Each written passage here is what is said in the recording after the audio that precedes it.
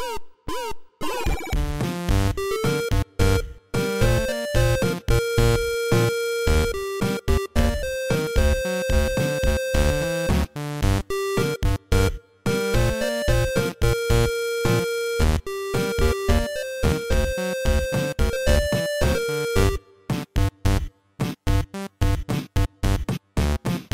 was a really nice clap, guys. Thank you. It meant a lot to me right here. Like, that clap was perfect. You needed that right now. I needed that. It touched my heart. Hello, and welcome to Radio Free Nintendo.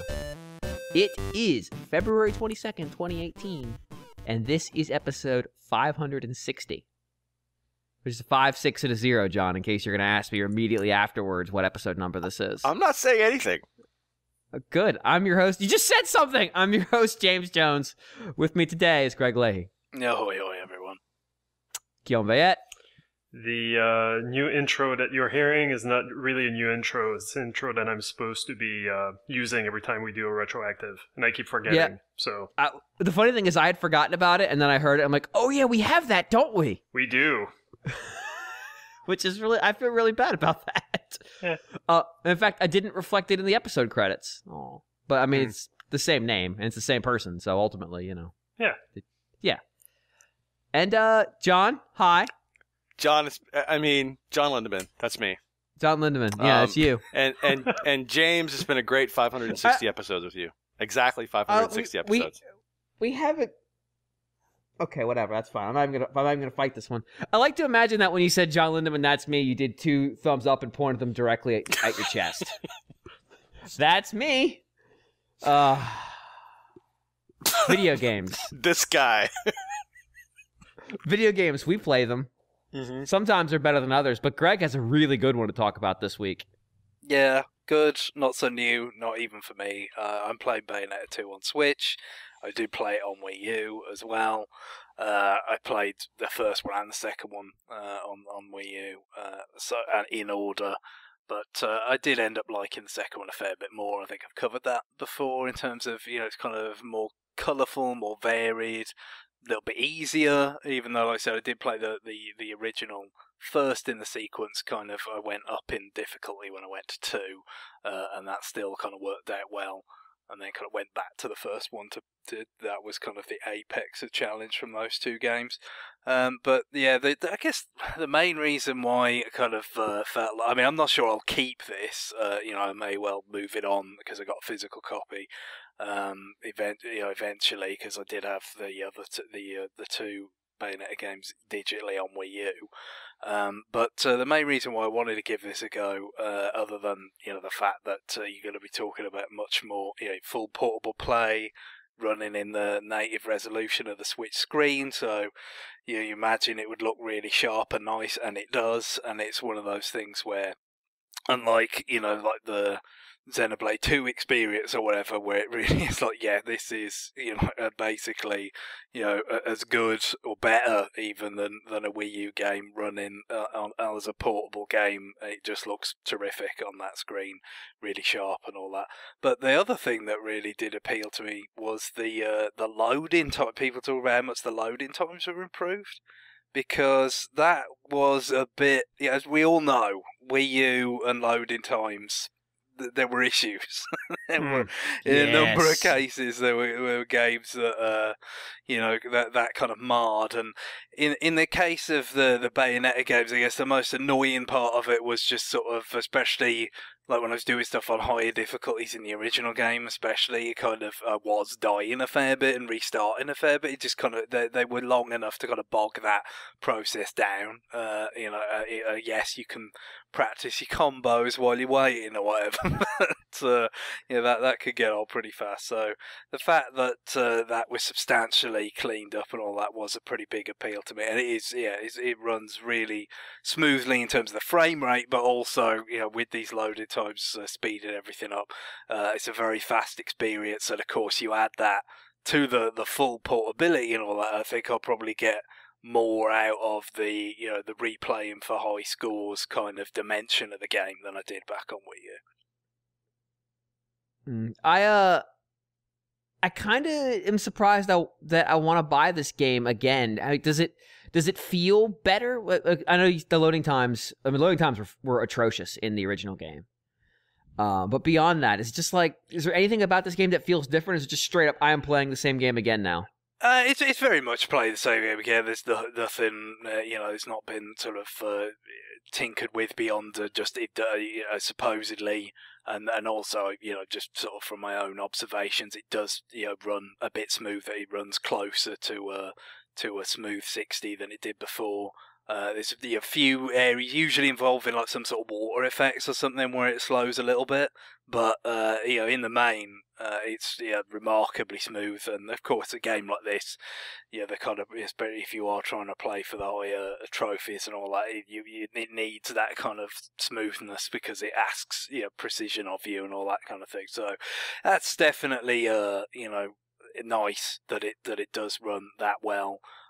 But I wouldn't say that was kind of the impetus for me to get it so much as just having it portable and sharp and fast, and it's been a few years now. I was kind of ready to play it again, but it is definitely a lot more desirable than going back to play it on Wii U at this juncture. And like I said, I may not. I'll probably move it on eventually.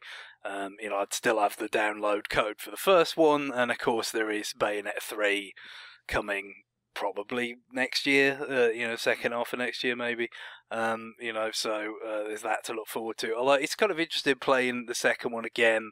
I think it kind of manages to incorporate so many like reprises of the first game, quite sort of elegantly, even though it's sort of firmly in the tradition of Platinum / Clover reusing stuff as they always do in their games. It ends up, like I said, feeling like a bigger, kind of more diverse package than the first one did, even though it's leaning on it very heavily. I wonder if they can replicate that trick with the third one in terms of, this time we'll just like incorporate both of the previous games or something. I kind of feel like it's maybe a little bit more incumbent on them to come up with fresh scenarios in that case. But they're pretty creative, those guys over there, so I'm not particularly concerned. Yeah, The one part about those games that I really enjoyed beyond just the gameplay is there's this weird slapstick that's kind of inconsistent when it shows up. Although it shows up a lot. So like even for that, each one of those games had its own kind of weird comedy theme running through. Because the first one had, I'm blanking on his name, Bayonetta's admirer, Luca. Who is essentially, she calls him Cheshire all the time. Yeah, who is essentially just the butt of every joke. And then they switched it for her mob friend in the second one.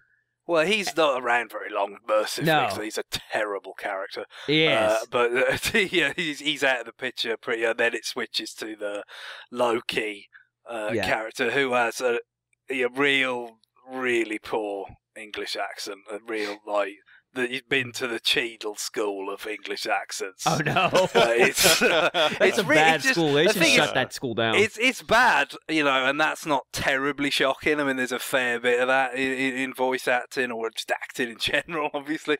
But it's especially incongruous next to Bayonetta, who is just an actual English woman. Right. That therefore sounds authentic. It is very kind of abrasive and not the most likable character in the world either. But it's you got to admire their kind of willingness to go ridiculously big with the camp antics in Bayonetta. Yes, like I feel like they evolved that as it went through the game 1 and game 2. And besides, like the first game, really, it's all just like her powers are pretty campy, which I mean they are. And then poor Luca just getting jobbed the entire game. So like even to that, I'm excited to see where they try to take, because I don't think there's a funnier scene than the opening sequence of Bayonetta 2, the Christmas scene. It is the dumbest thing I have seen in a video game in a while. Just how it segues into fighting on fighter jets and then like a sort of King Kong style fight against one of the demons you summoned in the first one. It is one of those escalated quickly moments, isn't it? Yeah. That whole scene. So I'm at the very minimum I'm excited for that. And of course the game itself is just fun. But her powers also have gotten campier as the series has gone on, or more ridiculous. And there is something about with the Nintendo licensed stuff that makes it even more absurd. Yeah, I mean, with the costumes, the best part about those for me is the sound effects. Like, the Samus costume has got, like, right out of Super Metroid. So, yeah, screw attack sound, morph ball, the charging, the arm cannon and all that. It's just straight out of Super Metroid, which is always nice. I love those crunchy sound effects in that game, very particular to that. Doesn't really, just wouldn't remind you of any other kind of Nintendo game. So to me, it was the sound of the sound and the Bowser fist coming out of the summon portal. I never really used the Peach one very much. It's just straight up this really uncomfortably detailed and semi-realistic to a point. Bowser-looking fist coming out of a portal and just slamming on dudes. It's really kind of unpleasant, but I enjoyed it immensely.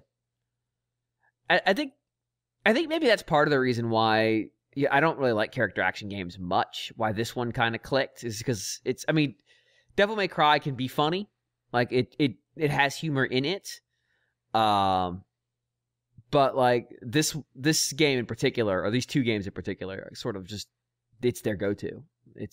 They know what they're making. That's probably a better way of putting it.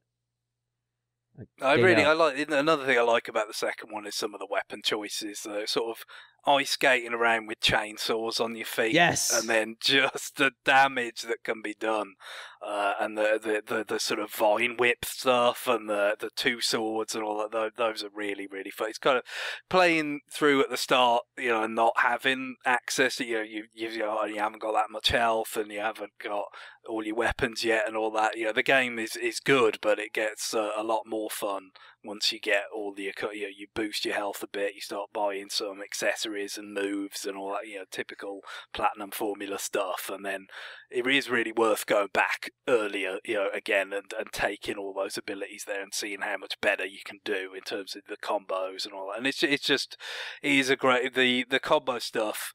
In terms of the sort of need to keep the sort of flow of attack going, does add a lot.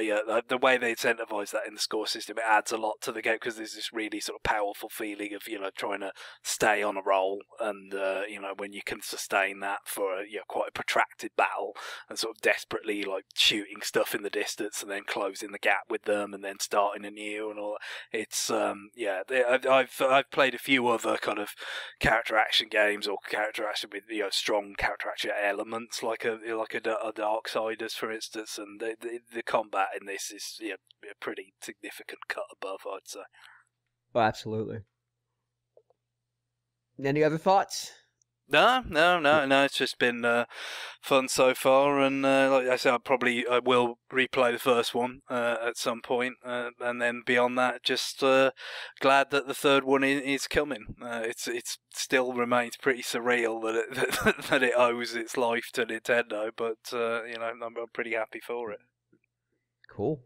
Speaking of games that owe their life to Nintendo, we have the star of another one here in John Lindemann. Are you saying... AKA Ivan the Terrible. Are you saying I owe... I don't even... No, John, seriously? I'm comparing you to a video game character. Okay. Who has been on your Twitter feed 1 billion times. Come on. All right. And it wouldn't have come out if not for Nintendo's charitable... John is just done acknowledging that game. It's a devil's third joke. I get it. Yeah, thank you. Thank you, John. But still, you had to ruin it. Then you had to ruin the like, oh yeah, Nintendo. Sometimes they take risks and they pay off, and it's like, yeah, how about the time they took a risk and it went completely down the shitter? How about that? I don't know, Greg. I disagree because at one point there was a multiplayer mode where you threw watermelons into jet plane engines, and it exploded into like this weirdly graphic watermelon core. I mean, is that any worse than beating up a car with a pipe in Street Fighter? I don't know. You tell me. No, it's better. Just because the car didn't erupt into a blood spray. Yeah. Yeah, I think it's fine. These are just we're not here. Just things to think about. You know, we're not here to talk about Devil's Third. I was gonna say we're not here to think about Devil's Third, which is also true. We're going to talk about something that is equally as irrelevant that I've been playing through, and that is Half-Life 2. And James, you asked me why I'm playing through this. I'm playing through it. I did. It's like Xbox One backwards compatible, so I am playing through it out of sheer curiosity because this game, when it first came out, I remember when it came out, it got incredible reviews, like 9.8 out of 10 and stuff like that, right? So I was like, okay, I've never played through this game. It's one of those games. This and Portal, I've barely played Portal. Yeah, barely played Portal. And so this is like me kind of filling in the holes of my knowledge of these huge games from the past that I just, that I know they have this cult following. Not even, I mean, they're mainstream games, but even years later, they're like these revered games. People still play those games. Like if you go look at Steam stats, people are still playing it. Yeah. And so, I've always been very curious about, what made that game so great at the time. And I gotta say, there are certain things in this game where, I mean, the vehicle, I don't know who here has played it, but, I tried to play it once, but I was on meds that made me sick to my stomach, so I had to stop. Yes, Nice. This would be a terrible game to play on meds because there's a lot of vehicular combat in it or vehicle-based missions, and the controls are terrible, just absolutely abysmal. And I don't know why there are so many vehicular missions in this game, but you are driving around shooting stuff for a long stretch, which I didn't expect.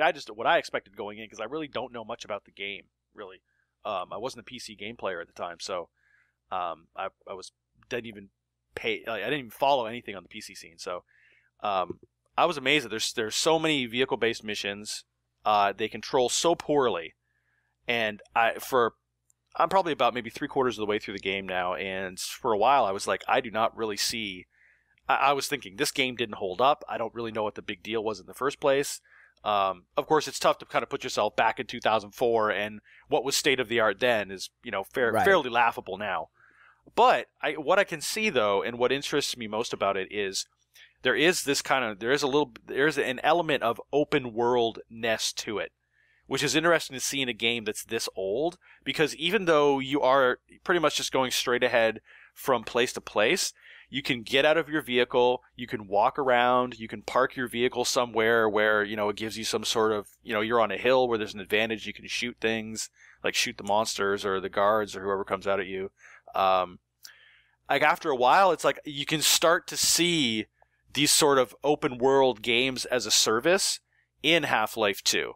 Just because you can pass by a house and you can just keep driving right by it, or you can get out and you can walk into the house and shoot the guards that are in there and maybe see if there's a better gun in there.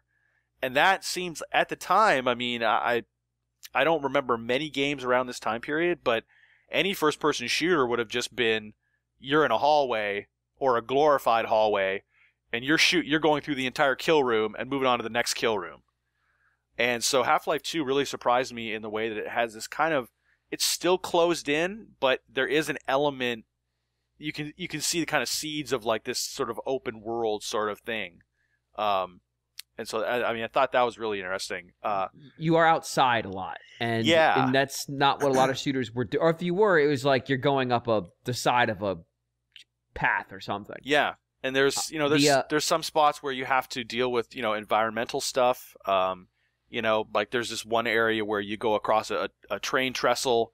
And you see the train coming, so you have to actually back your vehicle up because there's no room. And I thought that was kind of novel. It seems really simple, but in a game this old, the fact that you have to actually say to yourself, oh my god, I have to get back in my vehicle or else this train is going to kill me, and I have to park my vehicle in such a way that it will avoid the train, and then let the train go by, and then keep going in your vehicle. That kind of stuff for a game this old, that surprised me that was in there. Physics was a big thing for this game. Yes. So physics the also gravity huge. Gun was... kind of the big thing that they were hyping. Yes, yeah, and that also, the physics in this game, and really that's what makes it, is the fact that they do a lot of creative things mixed with the vehicle, because there's the one part where you walk up to this giant crane with one of the big electromagnets on it, and you have to shoot everything around there, and you kind of get up to this place where you can see that there's a bridge, but the bridge is up, and there's no way, there's nothing that, there's no switch or anything like that. And I was wondering, like, what the heck am I going to do? And then I'm like, okay, wait a minute. I have to get the electromagnet, park my car, pick my car up, put my car on the other side, because the other side is like a raised platform. Pick my car up, put it on the platform, and then, kind of get myself across or whatever, or do whatever I need to do. But just those kinds of puzzles, those physics-based puzzles with vehicles is really cool, because what I had done is that I got across somehow. I forget how I got across, but I realized that I needed the car, but the car was down on the ground below me, and I was like, oh, okay, you have to use the electromagnet. So there's really novel stuff in there with the physics as well, and the physics are actually really, really good. So yeah. So I mean, go ahead, James. And to go back to your comments on the open world stuff, the car is important because the game world is big. Yes. A lot of times it's not so much like it's a driving mission, it's just you need to go here, and here is very far away. Yeah. You could hoof it if you want, but like it's going to take you forever. Yep. And you're going to get killed because because the entire game is hostile ground. Yeah. And that makes the game feel scarier because it's A, it's big, and B, it's full of bad things. Mm-hmm. Have you made it to Ravenholm yet? Yes, I have. I hate Ravenholm. I said over a decade later, I still hate that place. Yeah. Because it's scary. Yeah, it's interesting. I mean, you can see the roots of a lot of games in Half-Life 2, just the way that they've kind of executed things, the areas they set up. It reminds me, and it's funny, I was playing through it, and it kind of has that Eastern European look to it, and I'm walking through some of these areas, and I'm like, these look exactly like towns right out of right out of PUBG, right out of like PlayerUnknown's Battlegrounds. A bit. Like, directly. It's like, it looks like you could just take them out of Half-Life 2 and throw them into PUBG, and there you go.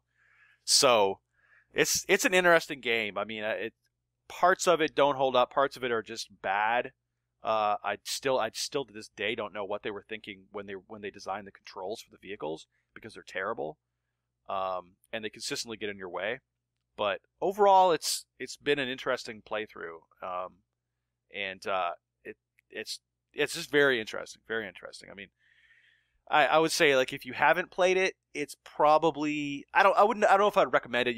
There's like definitely probably better ways to spend your time first person shooter wise, but if you're looking to kind of see where a lot of today's games come from, you can trace a lot of it directly back to Half-Life 2. So in that sense, that it's an interesting game to play. If you've had Steam for a while, there's a pretty good chance you just own it, because sometimes they just give it away. Yeah. Yep. It's one of the things about it that I think kind of makes it endure is that it felt so different at that moment. Yeah.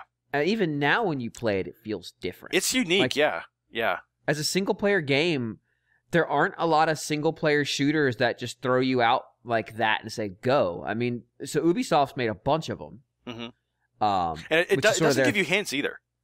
No, it's just like, okay, you need to go here. Yeah, like there's a lot of times where I was like stuck, and I'm just like, okay, is this some physics-based puzzle, or is there something? And they're like, oh, okay, well I have to pick this thing up, and it causes this ramp to come up, and then I drive over it with my vehicle. And I was like, wow, that's pretty cool. I mean, they put a lot of thought into it.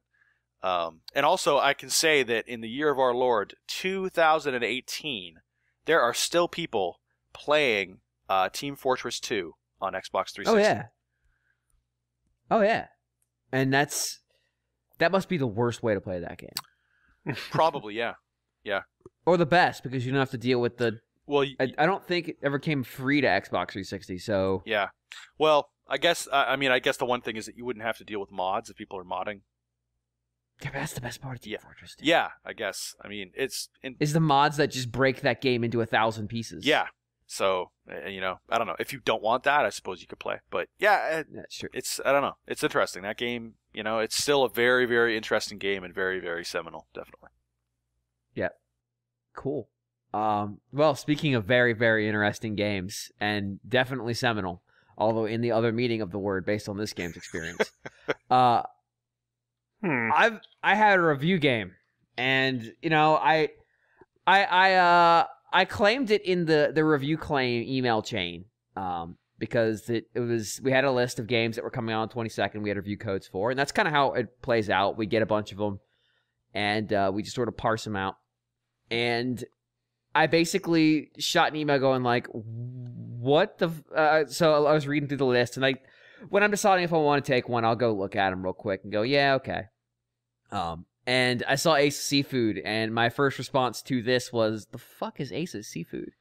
And then I Googled it, and I saw one image, and it was of what appears to be some kind of largemouth fish shooting a laser beam out of its mouth. And I said, oh, that's Ace's Seafood. I don't... My first thought when I saw Aces of Seafood is like, why not call it Ace Coral? It's right there. You know, maybe slightly infringing on Konami's intellectual property, but come on. Because I don't think anyone making this game is that clever. So Ace of Seafood is a game made by humans sometime between the years 1900 and 2018. That time frame is unclear. And I am reticent to strap it down to a more smaller time band because this game is timeless in the sense that at no point at any time in history would this game have been okay. Ace Seafood is like a survival game like Tokyo Jungle, and I immediately apologize for that comparison. Because the objective is largely the same. You play as a creature in a post-apocalyptic world, an animal, a real-world animal. And you have to fight to survive, fight other animals to get food, and you collect genetic material, hence the seminal joke, of the species you kill, so that you might then become that species once you have enough of their DNA, which is actually depicted as just a cloud of floating DNA. But this is an underwater game, as you might infer from the name, because you play as fish or crustaceans. And you form a squad. So your choices at the very beginning of the game are like, you could be lobsters or shrimp or mackerel or like sardines. And if you pick sardines, it goes like, sardines move in a large squad. Trust in your friends. Be a sardine. It's like, oh, okay. And so what they're trying to say, because this game was machine translated into English, is if you pick the sardine, you start with the full squad. And when I say full squad, it's a Star Fox style game. It's a flight combat game underwater with bad physics and slow action, but also slow down and pop in. But you got sardines though, James. You do have sardines. They're damn tasty too. Mackerel. Mackerel is one of the most nutritional fish we can eat. It bewilders its enemy with its quick movement and attacks. Do they have whitefish? That is... they probably do. There are many fish in this game. You can be fish. Mahi? Probably. I'm pretty much just going down the list of fish I like to eat. You can be fish. You can be sharks, which are also fish. Salmon? You can be salmon. Nice. In fact, I had a salmon at my party for a while. Nice. You can be let's see. Tuna? Definitely. There are multiple tuna, I believe. So basically you're going through in this Star Fox style thing, going after fish, fighting other fish to claim reefs, which are just items. Basically, this game feels like it was just they went to the Unity asset store, got everything potentially underwater related, and said, okay, what can we make from this? Mm-hmm. And their answer was a bad flight combat game underwater. So, my party was a lobster who had laser claws. So I would get close to enemies and slash at them, and a bunch of barracudas. And as I claimed more reefs, I could make a party with bigger, there's like a maximum point size, and different fish account for different points. So like, sardines are like 10 points each. A shrimp might be 15, a lobster might be 40, because the claws are really powerful. A big king crab might be 50. An Otsu class submarine might be 80. The fish, the Otsu class submarine from the Japanese Imperial Navy. That fine fish that you might catch or collect its DNA and then breed more submarines. This game very quickly loses the plot, which is impressive because it didn't really have one. Very, very soon after my party was collected and we had captured we had won the battle for, quote, the sunken refrigerator, which involved us fighting a bunch of crabs. I then proceeded on to the next reef, which if you press a button, the game will have like a Xenoblade X-style beacon that shoots off to go tell you the path to the next unclaimed reef. but in a way that sort of eerily mimics Xenoblade Chronicles X. The beacon would just shoot off into space sometimes and then plummet back down like a meteorite strike, as if it expected you to fly into the air and then come back down, which you can do as the lobster because you can actually climb out of the water, which I appreciate. And then your party just flails around on the bottom because the AI controlling them is atrocious. But this game is odd. It's very odd. And if you think it already sounds odd, you don't know the half of how odd this game becomes. Because at some point, we came across a reef that was guarded by submarines. Many submarines, a flotilla of them, or a school because they're fish. They were smaller than my lobster, but they were submarines, with the little Imperial Japanese flag on it and everything. And they were shooting torpedoes at me, so that's appropriate. And I sunk them with strikes from my massive lobster claw, except it's not a scale thing. The submarines are smaller than the refrigerator, so they're to scale to nothing. They're just there because they were in the asset store, I assume. And I used them to take down the battle cruisers because they were also needed to be sunk. This game very quickly turns into this weird experience of just like lasers, because everything shoots lasers because they're fish, you know, like the fish do. Just completely filling the screen in this blue mist of lasers and lobster homing missiles, which, and I'm going to quote the game here, pull off a limb and shoot it at enemies, parenthetical, homing missile. So if you want to shoot missiles as a lobster, you have to pull your arm off and throw it at them. Nice. At which point you lose an arm and you walk slower. Huh. Because lobsters walk. You can then molt, which is a different attack, and then get your legs back. That's pretty weird. I what? Most of the time, this game can't be followed because it's not entirely clear what the impact of the control stick is going to have on your locomotion. You may turn left, you may turn right, you may go up a rock face, you may stand still. It doesn't know. Nobody knows. It seems to be driven by how the creature that you're playing as was rigged. You know how its asset was rigged. So if you start as the submarine, you almost always start backwards, but you can't tell because it's a submarine. It pretty much looks the same from the front and the back. And you can start to control it for a while, and everything seems reversed, and that's really strange. So you have to slowly rotate it around. The game will completely just fill with nonsense gunfire and about 45 different gauges and prompts and information things all over the HUD, just seemingly assembled at random. And enemies and the names of enemies and their health bars, and it's just chaos. It's visual chaos. And with the tiny draw distance, it's just this fog beyond the chaos, and it looks like a German discotheque circa 1980s. It's awful. It's truly atrocious to watch. And your party is just flailing around trying to kill the enemies as you fight over the wash tub, which is one of the reefs. I don't know. Like, there's something decidedly amusing about when you start collecting DNA for a battleship. You realize you're collecting DNA for a battleship, and then you turn into a battleship because you alter your party, which is you do by spawning a new battleship. The quote is reproduce, ? And then you're a battleship, but you can't dive anymore. And most of the game takes place underwater because, of course, you're a battleship and you don't get to dive. Why did they put this in the game? Well, they had an asset for it, is my answer. Weirdly, occasionally, some creatures will have their own music. So, like, the battleship suddenly went to this weird jaunty naval theme, and I just started laughing hysterically. Because it was the same song forever, and then I switched to that, and suddenly it's just like happy naval theme, and it was the funniest thing in the world. At one point, I was just sailing along. I was streaming this game because I felt like it needed to be streamed. And my flotilla of 2 battleships, a submarine, and a bunch of lobsters were just sort of cruising along. Lobsters were at the bottom of the ocean patrolling. We were on top because we're boats. And my submarine had turned perpendicular to the surface and was going forward anyway. So, like, it was upright but still moving like it was turned the right direction because of this game. And the music changed, and I thought, well, this isn't good. And then suddenly a giant fucking squid came out that was bigger than everything in my entire party. It was gigantic. Its arms flailing around because, again, that's how it was rigged. And just murked all of us in about a few seconds of laser fire. At which point I was like, you know what? This game, I might be done. The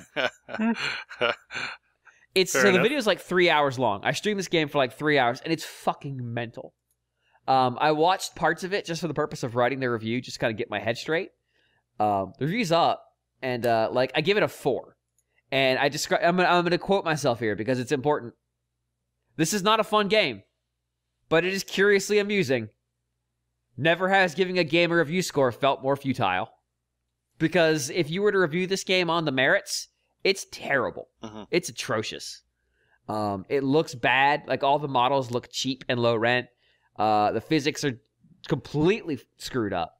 The fact there's slowdown in this PS2 looking game is absurd.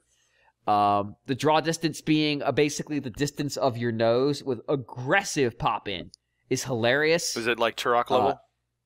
Oh yeah. It controls unbelievably poorly. And then it's just occasionally full of neon nonsense. Like just lasers and missiles and just absolute pandemonium in front of you. And your party is flailing and glitching around because that's all they're programmed to do. And you think, like, this is a game that people made at some point in the last 20 years. And why? The best part of watching people join the chat for my stream, though, would be they went through 3 phases of grief. And one was confusion. What the fuck am I watching? And then, like, something really outrageous would happen, and they would get angry. Like, why are you fighting for a refrigerator? Why are there submarines? And then usually they'd been in the game about 5 to 10 minutes. Like, I would get a notification or something that somebody had come online, and they'd freak out and go, "This is a Switch game?" And that happened at least 4 times. People were shocked that this game was on Switch because of how bad it looks. But it is. So next time you wonder why there are so many Switch download games, Ace of Seafood would love to have a word. So do you think that there will be a sequel such as like Master of Seafood or perhaps like Seafood Overlord or something like that?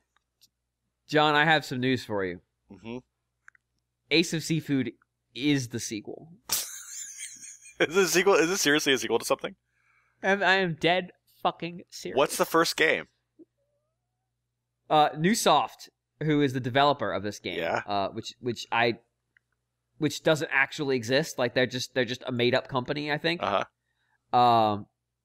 put out a game called Neo Aquarium, King of the Crustaceans. I don't really know. I never know what to say when my outlandish joke actually turns into reality. So I don't know. I'm just backing away from this one. Yeah, I mean it's like these games are on Steam. They came out on Steam in like 2015, 2016, and they're pretty clearly just like they bought an asset pack and then said, let's make a game out of this shit. Yeah. For whatever reason, the terrible soundtrack. Like there's like one song on there. The chat was like, "Oh, this song's weirdly good. Where did it come from?" You can buy the soundtrack on Steam for their games. I don't know why you'd want to do that, but you can. I have been informed that someone may have sent that soundtrack on to Radio Trivia, which is just a mean thing to do to someone. Yeah. Now I could see it maybe setting the mood if you're going to like Red Lobster or something like that. You go into Red Lobster, you're going to get the cheese biscuits, and you pop in the soundtrack to Ace of Seafood. I really want to think about the laser clawed lobsters when I'm picking one out of the tank. Like that's the one. Just make sure you don't touch his claws. They shoot lasers, and then you get arrested because I think you're insane. Yeah, I mean, I don't know. It might turn your restaurant trip into a battle of epic proportions. Who knows? Add a little spice to the proceedings. There was a lot of spice in the proceedings already, John. Here's the thing. They know what they were doing. Like they set out to make this game as a joke. There are no innocents here. Yeah, like nobody was like this. This wasn't someone's artistic vision, including you, James. I don't even include you in the list of innocents. You're a victim, but you're sort of a willing participant as well. Yeah, you're complicit. Yep. John, I want you to look at the picture I just put in the chat. Oh God. And try. And you have 5 seconds. Can you figure out what the fuck is going on? By the way, this image is from the official press kit. Okay. That looks like a crab, and there's a fish in there. There sure is. Yep. Does it say truck? Old German truck. It does. The old German truck is one of the fine battlefields that you will fight over. Huh. I believe that's where you fight the Alaskan king crabs. As you can see on screen, they're right there. Not to scale, because there is a decoy fish flying around nearby that is much smaller. Yep, there's a lionfish, a big rock. Ooh, that sounds scary. Salmon number 5. So he's the number 5 man in your wingman. Yeah. Yeah. But there's Big Rock. Yes, this game is. When I said it's covered in gauges and I mean this is completely unfollowable. Yeah. Which is why I think the camera consistently tries to not look at it. Like the map takes up like a full 1/6 of the screen. Well, I mean there are other options for the map, but that's not even the biggest one. There's a bigger setting. Yeah, I like how there's like not really a consistent font anywhere. Oh God, no. That's pretty great. Fonts does get its own credit in the credits though for some reason. That's awesome. But it's listed like it's a person. It's like fonts, and then it's the name of the font. It's like right in the middle of people. It's fonts, like Helvetica Noi. Great. It's like, okay, I appreciate that. But you can see that they are playing. I can't even tell what they're playing as. Like, I want you to note this. I have no way of knowing what the main character is playing as right now. Mm-hmm. Even though it's third person, and you're usually on screen. Because in that chaos, we have lost the character. This is from the press kit. Yeah. It's meant to... All right, but... And this needs to be the chapter art, Guillaume, just so you know. Mm-hmm. That... Oh, I copied the image in instead of copying the URL, but that's fine. I want you to describe what is happening. Again, the old German truck is back. This is the battle for the old German truck has shifted above the seas. But you can see when I say that the Alaskan king crab not to scale. Yeah, why is there a crane there in the middle of the ocean? Because how else are you going to dock when you're a ship? Okay. Yeah. When you're a ship over all the reefs, there's a little crane. Old German truck. That's the crane to let the ship dock at the old German truck. Many wars lost and won in the blood-soaked ground of the old German truck. I mean, the fact there are lasers just coming seemingly out of nowhere from underwater. Yeah. Oh, this game is just garbage. God damn it. All right, let's move on. Guillaume. Yeah. What have you been up to? I've been playing Dandara. And I'm not sure exactly why I picked that game. Like, I was just ready to play something new on the Switch, and I wasn't really feeling, I don't know, like the stuff, the demos of the integrated games that I tried.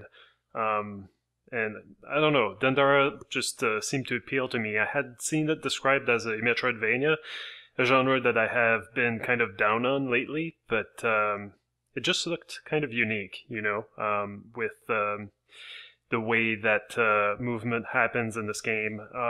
Basically, you cling to walls, and you can only cling to these kind of walls covered in salt. And so just very specific surfaces that you can cling to. And you can't run, you can't jump, you can only basically zip to the next wall that you have an angle for. And so I had seen in the reviews that that could be a little bit jarring at first, and also that it could lead to a few unfair deaths because you can't always jump where you want to, but it still seemed interesting. And in fact, like it's just a joy to kind of get through this game once you get the hang of it. You can zoom through rooms incredibly fast, and the game even does that thing in Sonic games where the camera can't quite follow sometimes if you're fast enough, and it's just very satisfying, except that unlike a Sonic game, during those scenes you have probably more control than Sonic does when after, you know, being propelled by whatever. Yeah, really fun movement in Dandara. The Metroidvania label doesn't really fit it, though. It is a non-linear game. It is a maze that you have to explore, But I would say that Metroidvania games usually are characterized by you getting more and more powerful, sure, but also like the backtracking and the feeling of overpowering your enemies is usually present. And this game doesn't really require that much backtracking. It is nonlinear and a maze, but you're not, once you're done with an area, you're pretty much finished with it unless you absolutely need to find everything, and you really don't. Usually you don't gain new powers that will unlock secret areas where you'll find items that you missed. Usually you can find all the items that are hidden in a certain zone with the items that you get in that zone. So again, like backtracking is not really a requirement at all. So you do kind of improve your character and get more and more powerful, but the enemies keep up with you, and I don't mean that artificially, like they level up or anything. It's just that the game pushes you towards, like the environment especially that you're in just become more and more challenging to navigate. And you'll have combinations of enemies together that you didn't face together before, and all of a sudden that really throws a wrench in the way that you approach a battle.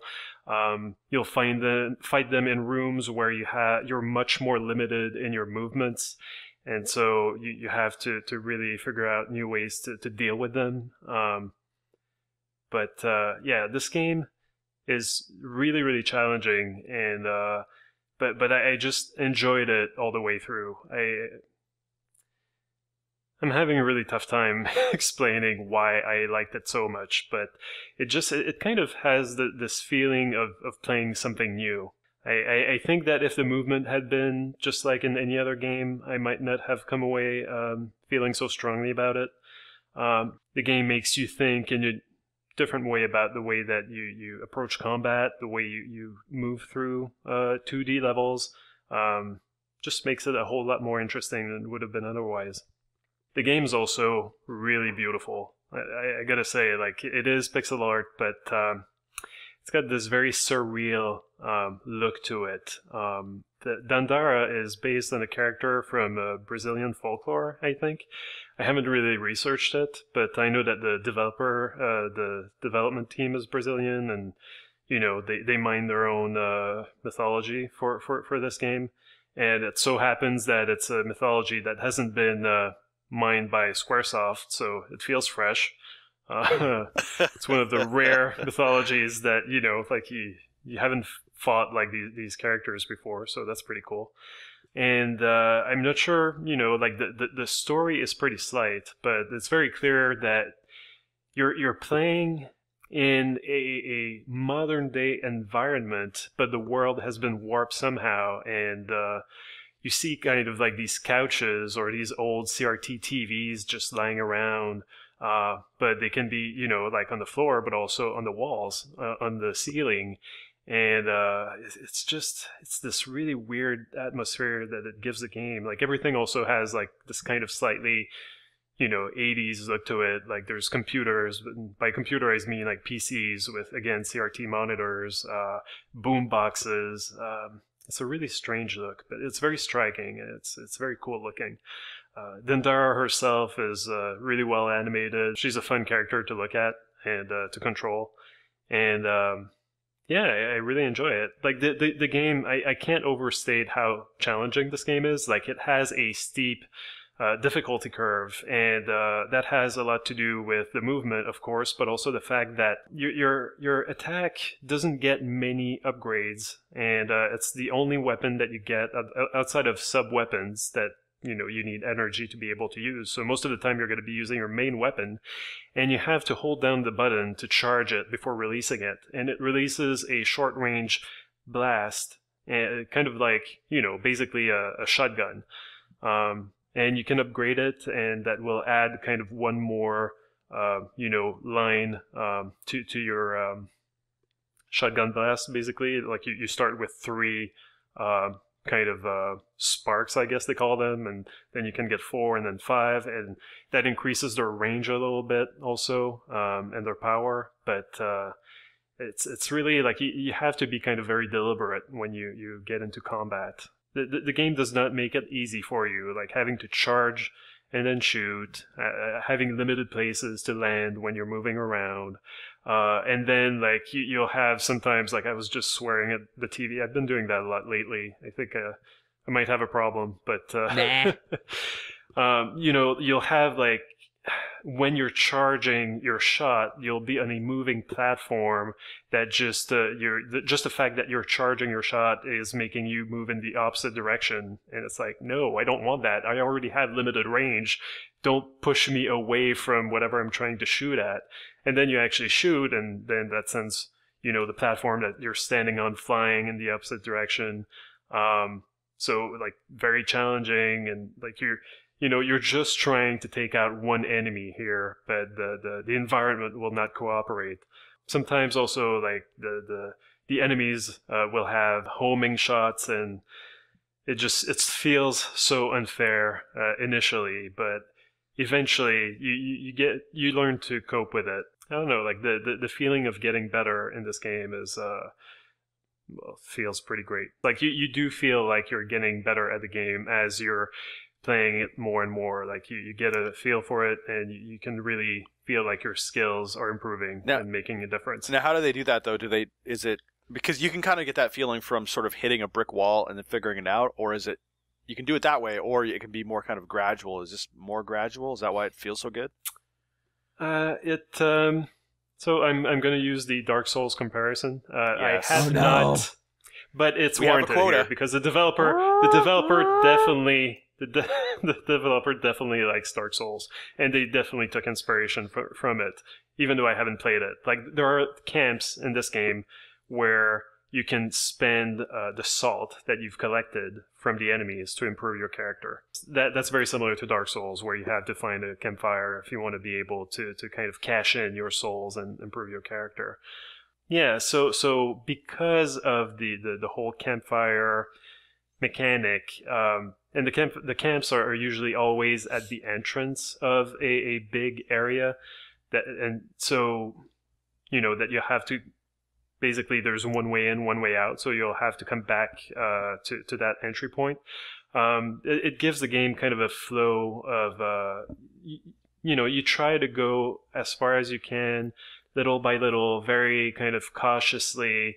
You don't want to, die and then lose all the salt that you got. If you do die once, like, you can collect it, just like in Shovel Knight. But if you die on the way to collecting the salt that you lost, then you lose it forever, which can be frustrating. But yeah, like it puts you in a kind of a cautious mode where you're just trying to go as far as you can, explore, try to deal with enemies as well as you're able, and just to see, like, what the obstacles ahead are, and then eventually, like, you take out enough traps, or like the enemies come back but the traps don't come back, so like you find different shortcuts, and eventually you make it to the end, and it feels pretty good.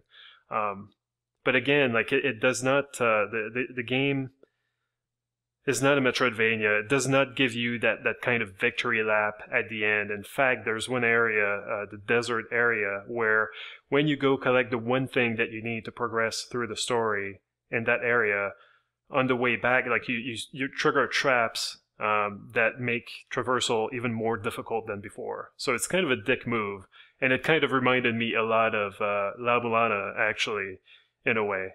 But again, like, if you survive, if you make the trip back, then it feels pretty great. So like, I just it's a hard game to talk about, I find, because I haven't really played really much out there like it, but I really got into it, and I just I was like facing the last boss when we started the call, and I was really resentful of the fact that I had to start the show because I was not done with the freaking game. I played until midnight last night, and I played until the very last moment today, and I feel the same sort of resentment for entirely different reasons. But please continue. Ah. Anyway, so Dandara is a pretty great game. If you guys want to go, Greg and I could talk about Alien Crush. Just we can just have a fun time. Okay. I'm sure GX has written 46 more emails we can read afterwards, so we'll be good to go. So yeah, Dandara, it's great, and don't sleep on it. I don't think I've seen a whole lot more chatter about Celeste than I've seen about Dandara, and I'm sure Celeste is worth the buzz, but Dandara is this other great 2D game, just over there. So do check it out if you enjoy challenging platformers. The other game that I've been playing has been a little bit less satisfying. It's the Darkside Detective. It's this Twin Peaks kind of inspired, homage, kind of point and click adventure game. It's got pixel art. Everybody that saw it as kids growing up, I guess. Yeah. And yeah, you're playing as this kind of this detective of the supernatural, and it's got this kind of zany, wacky feel to it. It's very irreverent, and so yeah, if you've played Thimbleweed Park, it's another game much in that vein, except that this one has less of a pedigree. It doesn't have the LucasArts people behind it, but I'm sure it's got people who grew up playing LucasArts games who worked on it. The writing is kind of uneven. Like it is pretty funny most of the time, but sometimes it really falls flat. It relies a lot on pop culture references, and I don't know. Those can be a mixed bag. So you're playing as this detective. You've got this doofus of a police officer who's your foil, and he's just incredibly dumb. Like on the first case, he's like, "Oh, wow, I almost shot you. Don't sneak up on me like that." And you're just like, you saw me pull up in the car just right now. I had my flashers on. You waved at me. Like, what the hell's wrong with you? He was A1, he can't see. B, he was stretching. D, he's an idiot. And then, yeah, that first case is very Alice in Wonderland inspired. There's kind of this thread of a storyline about like portals and another dimension, or a dark side, if you will. And this game is episode. If they called it the Black Lodge, it would have been a bit too on the nose, probably. The Dark Cabin, please. So there's 6 episodes. This game is episodic. Well, episodic. I mean, it's divided in 6 chapters. You get the full game, but it's divided in 6 chapters, and I'm 3 chapters in, and I can see that the cases are kind of linked together in some way, but other than that, like each chapter is very self-contained, and that makes it kind of a more approachable game for people who are not used to point-and-click adventure games. It's very simple. I find that the puzzles are usually actually logical, like if you get a key, it's going to be for a door. If you get like part of a plunger, you're going to find the other part of the plunger, and if you put them together and use them on the toilet, well, that's basically, where you would expect to use a plunger. So there's no convoluted logic to the puzzles. It's very kind of, it's logical. It makes almost too much sense to be a puzzle. The only times that you're going to be stuck in a puzzle is if you missed a clickable item, but the pixels in this game are so big that it's kind of hard to miss an item in a pixel hunt. And the fact that each case is its own chapter and is in its own location means that you don't have a whole lot of places to explore in any given case. So like there might be 9 different screens and none of them scroll, and so everything is kind of there within your mouse pointer, let's say. So it's kind of very you can get through a chapter very, very quickly. I think that the game must be at most 5 hours long. So yeah, like I don't know. It's serviceable. It's decent. Like it's pretty funny, but it's not as good as Thimbleweed Park. And after experiencing the storyline and Night in the Woods, I'm not too impressed by the writing in this game here. And mostly I got it because I was waiting. Like I was waiting for another kind of big storytelling kind of game to sink my teeth into. So Old Man's Journey just came out. I'm going to be playing that. There's Subsurface Circular by Mike Bithell, the guy who made Thomas Was Alone. That's coming out soon. So those are the games that I was actually looking forward to. And, the Darkside Detective is the game that I'm playing in the meantime. You reached a bit. It happens to the best of us. Ozzie Newsome, anybody in the NFL draft every now and again. There you go. I took a chance, but... sometimes you draft Ray Lewis, sometimes you draft Cole Bowler. These things happen. Or Jamarcus. No, you only drafted Ozzie Newsome never did that, John. That's true. Okay, if we're using Ozzie Newsome, no, he did not draft Jamarcus well. So, of course, I don't understand any of these references, but as long as these players that you're naming are actually kind of adequate. No, Jamarcus is not. That's true. Bowler was not okay. So So this game is not that. Then this comparison is inadequate. Nobody's drinking scissor when they're playing these games, so no, you're fine. Guillaume, I'd give you one more. Although I haven't played, I've heard decent things about A Normal Lost Phone, which just came out on Switch. Yeah, so that came out of that field. So I'm looking forward to it. All right, well, that's going to do it for New Business. When we come back, we'll be talking about Alien Crush Returns for WiiWare, and then maybe a couple emails. So, stay tuned.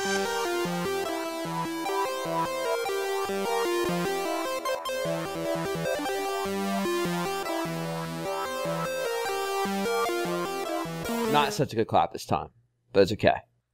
We're back. And I would say it's time for listener mail, but it isn't. It's time for our next We Are Retroactive. We've done 2 already. This is number 3. There will almost certainly be a 4th. Oh, God. But we don't have anything to announce just this moment. But this one is for Alien Crush Returns, a pinball game published by Konami, developed by Tamsoft, so you know what you're in for. Yep, you know it's good. They came out in 2008, and I'm just gonna open it up. Who wants to be the person to describe Alien Crush Returns? Okay, I'll describe it, James. Fuck. No, I'm not even gonna be snarky about it. No, it is a riveting tale of exploration. It is a pinball game. I guess that is in the vein of the original Alien Crush and Devil's Crush games that came out for the TurboGrafx 16 way back in the late 80s. Yep. And to that end, it features boards with multiple playfields, bonus levels, and it is all alien themed. This one in particular is within the body of an alien, so within the organs of an alien, etc., etc.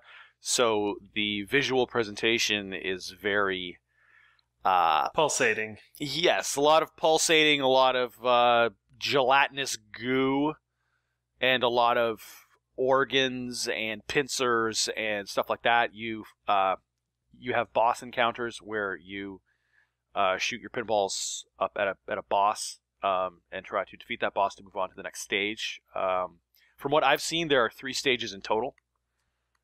There are. And with bonus levels. And 2 boss stages, which are the same boss stage with a slightly different boss. Yes, correct. And that is pretty much it.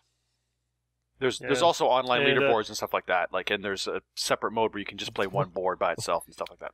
There were online leaderboards. True. Yeah, yes. Everything's dead now. Yep. There was some sort of online score attack timed versus mode that I think it was really sparsely populated back then. I had it when it's fairly new, I think. It was back end of 2008, which is round about the time I got my Japanese Wii. And I was mostly taken with catching up on Virtual Console stuff that either hadn't come out outside of Japan yet, or had come out and for the PAL Wii, but would have been sort of compromised by the PAL issues. So I did download this back then, but it was clear going back to it. I didn't play it that much compared to I like pinball plenty. I can play it a lot. But I didn't play this too much back then. Would the bad physics have something to do with the fact that you did not return to it? Yeah, physics, if you go back to Alien Crush, Devil's Crush, I guess those physics were, kind of decent for the time, but at the same time, it wasn't like, you know, trying to be a simulation that much. You know, we've talked about this on the telethon last year, you know, the kind of dichotomy of, you know, kind of trying to have a very, you know, real life, either, you know, directly emulating a real table or trying to get that feel, and then, you know, going for a more sort of video game specific, you know, kind of pinball where you try and kind of you know, kind of elaborate on it and make it more fanciful and stuff. And, you know, Devil's Crush, Alien's Crush, they were, you know, more in that vein. Although I'd say, you know, kind of maybe they were a little bit more table-like in their presentation, you know, like a real table than this is, in terms of, you know, you would have, you know, like multiplier lights on the table and all that kind of stuff, whereas this, it tries to go for a more organic presentation, like I said, with all the pulsating and, you know, kind of not having so many kind of flashing lights and messages and, you know, that you would associate with pinball, that I guess would seem incongruous if you're meant to be inside an alien. Yeah, it's the thing about the game that really gets me here, though, is because I know they're going for we're on the spaceship, but actually we're inside an alien, although there's aliens inside the alien, so that's all weird. Mm-hmm. But is that because they decided to go for these vaguely biological colors, and because you're dealing with an SD game, aesthetically it's not a great fit. And you're dealing with at most 40 megabytes of textures, right? Yeah, it just looks like mud. Yeah, it all looks very samey. Yep.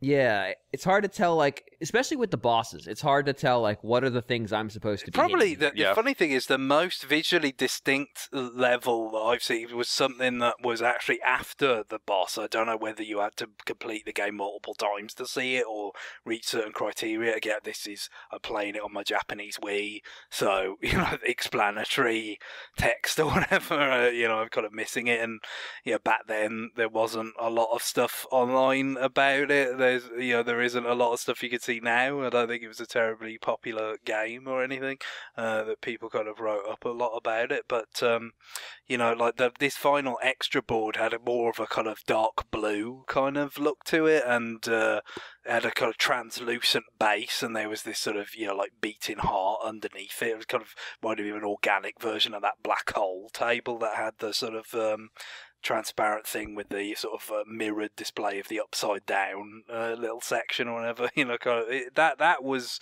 somewhat interesting to look at. The bulk of the game, less so. Yeah, so much of the game. So I was playing it today, and one of the things that struck me is that during the boss fight, the ball there's multi-ball, which is 2 silver balls on the muddy background. Mm-hmm. But there's also a skill that causes the ball to split. Mm-hmm. Yeah. And one of you unlock it by playing through the story mode? Yeah. Yeah. The ball it splits into is that same muddy color.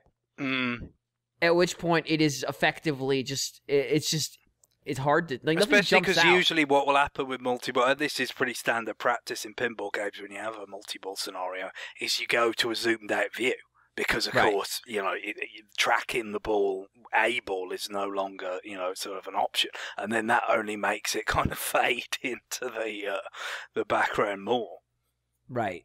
It's weird. I mean, the game's ugly in and of itself, and I know they were limited, but by the size restrictions and by the technology they're working with, but there was still places they could have gone to make this less ugly. It's tough. It's a kind of game that you know, we was not that well suited to at the time, in terms of, you know, if you're going to try and replicate the kind of, you're going to go for that kind of look that they, you know, that kind of alien inspired look that's all about, you know, very, you know, the Giga art, so, you know, very, like, fine details, and, you know, lots of, you know, if it's not quite as blatantly Giga ripping off as the Alien Crush on TG16 was, but there's still, like, facehuggers and stuff basically running around in this thing. So, you know, it's not a great match in terms of aesthetics. I mean, probably something more stylized would have been a better choice, but, you know, I guess they felt maybe at that point does it kind of, evoke the original Alien Crush if you do go that way? I don't know. I can only imagine there would have been a better way to kind of manage these trade-offs. The original Alien Crush is actually really colorful. It's sort of more pink and purple than this is, isn't it? Mm-hmm. And there's some blues and tans. I mean, the thing about the original, I would say, is that you go to like, some of these kind of bonus stages that you go to there. They have a very different kind of, like a spaceship kind of aesthetic and stuff. So, there's a little bit more variety, arguably. Yeah, and there's just having that extra visual color really helps because it makes things stand out. And of course, it's a sprite-based game. Now, maybe that would have been a better fit, but then at what point is this really just a virtual console release of the original Alien Crush? I would have preferred a sprite-based game that was with better art and more stages. And that would have been fine. And in fact, we have a game that has worse art and less stages. Yes. Yep. Well, I mean, the original Alien Crush... Everything you wanted, John. Yeah. The original Alien Crush kind of, is like a single kind of table, but, you've got a lot of... it's kind of... it was 2 screens. It didn't scroll. Right. Devil's Crush. Several the stages, basically. Not stages, but bonus. Floors. You kind of open up a ramp or something like that, a hole. You go in there, and then you play a kind of bonus game. Like I said, that where it might be quite a different environment and stuff. But in the core, it's a single table. Whereas this Alien Crush Returns is more like kind of a Metroid Prime pinball style of thing, where it's like, okay, there are some bonus stages, mini games kind of built into things, but it's kind of like a tour around some tables supposed to be stitched together into a story mode or whatever. But, Metroid Prime Pinball it does a much better job of, first of all, it has the scenario of Metroid Prime, so it is like this sort of, pinball-based retelling of that in terms of, you go to the locations, you fight the bosses, you collect 12 artifacts, you kill the Metroid Prime, it actually is pretty faithful to the source material, and you have quite a variety of sort of tables and whatnot to play against, whereas this, you've got these 3 different kind of areas, but they don't feel especially different, they play especially different. And I think the biggest thing for me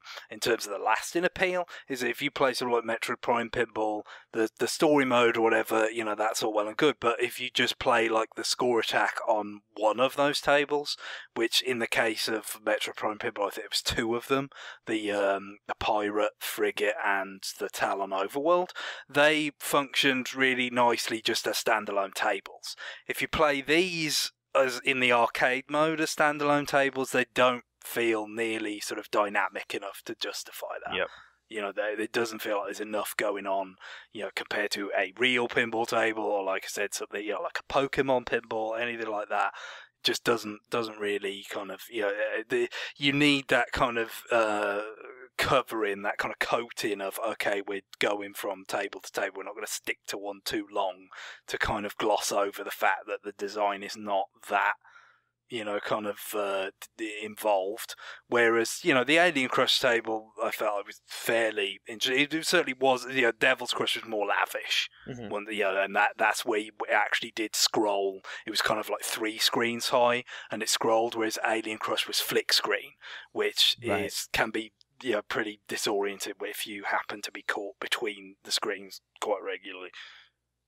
Especially with the physics in this game, where the ball will sometimes just explode in a direction. Yeah. I mean, you would have thought going polygonal, the one thing is like it would help doing more realistic physics, arguably, but yeah, I had a hard time predicting where the ball would go, and also the flippers seem to have a really weird dead zone. I found that I got the best velocity on my ball when I actually hit the flipper. As you do. Before I actually had to mistime it in order to hit the ball as quickly as possible. A little bit. It was really weird because I was just like, why am I hitting the ball so slowly? And then I started to time it. I started to actually hit the flipper, not when the ball got to the flipper, but as it came in. It's almost like it has like too big of a hitbox. It's weird. Very, very weird. So some of the table design I thought was weird. Greg mentioned about like it's not clear where the ball will go after hitting, a wall or something. I kind of wonder if the polygons have something to do with it. Like it seems like they tried to put bumps maybe on the table. There were times where I felt like, oh, the ball shouldn't be able to go there. It seems like there's some obstacle there, but no, like it seemed to go over them, or and yeah, like because of the kind of the pulsating and organic look of the table. Sometimes I feel like maybe the hitboxes and the polygons were just at weird angles that you would not expect from an actual table.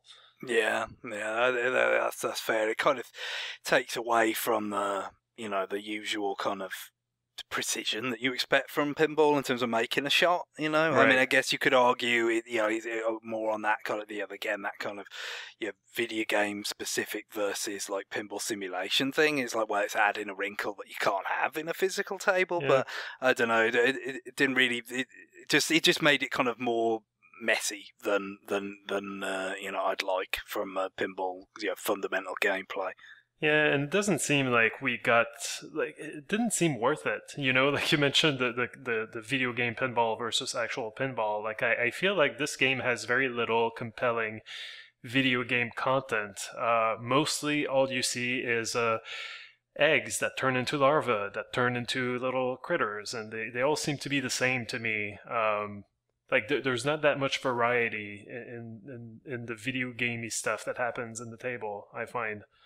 Yeah, like I said again, I mean, I don't mind the boss encounter thing. It's something that I like in video game pinball, whether it's Metro Prime pinball, Pokemon pinball, going up against a legendary Pokemon and stuff like that. Like those are cool kind of set pieces that you can have.